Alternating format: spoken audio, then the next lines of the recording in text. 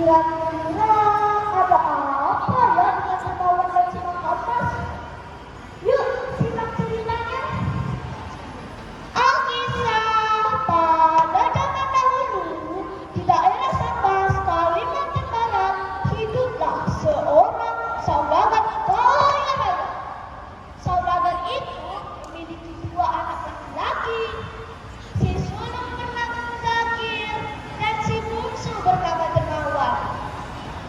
Kedua anak itu memiliki sifat yang berbeda. Zakir sangat sopan, gigih dan ramah.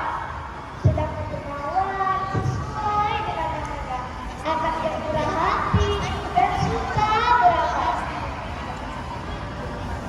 Sejak kecil, Zakir tidak mau bersedekah kepada fakir miskin. Kemarinnya memamerkan harta ayahnya kepada teman-temannya. Berbeda dengan Dermawan, ia senang sekali bersedekah dan hidupnya sangat sederhana. Sifat kedua anak itu tidak pernah berubah hingga mereka dewasa. Kini saudagar itu sudah tua dan mulai sakit-sakitan. Suatu hari saudagar itu mengambil kedua anaknya. Anakku, Zakir dan Dermawan, marilah kalian. Ada hal yang penting yang ingin ayah sampaikan kepada kalian. Ada apa ya? Ada apa ya? Anakku, aku merasa hidupku tak lama lagi. Oleh karena itu, aku ingin membagikan kekayaanku kepada kalian. Aku sudah membaginya sama rata. Janganlah kalian saling iri. Pergunakanlah harta warisan itu sebaik-baiknya. Tak lama setelah itu, sang saudagar pun memutuskan nafas terakhirnya. Zakir dan Dermawan menangisi kepergian ayah mereka. Ayah! Setelah masa bertahun berakhir, harta warisan pun dibagikan. Zakir dan Dermawan mendapatkan harta yang tidak sedikit. Mereka masing-masing mampu melakukan yang besar dan mewah. Zakir pun menyimpan harta yang tersisa di sebuah peti yang dikunci. Kunci itu selalu ia bawa kemanapun ia pergi. Zakir tidak mau bersedekah kepada fakir miskin.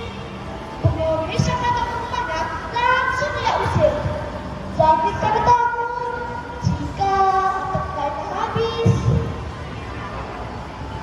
Sebaliknya, Dermawan selalu memberikan makanan dan uang kepada para pengemis yang datang ke rumahnya. Mereka disambut dengan baik dan dijamin dengan makan lezat. Karena terus-menerus memberikan makanan dan uang kepada para pengemis, harta kekayaan Dermawan pun habis.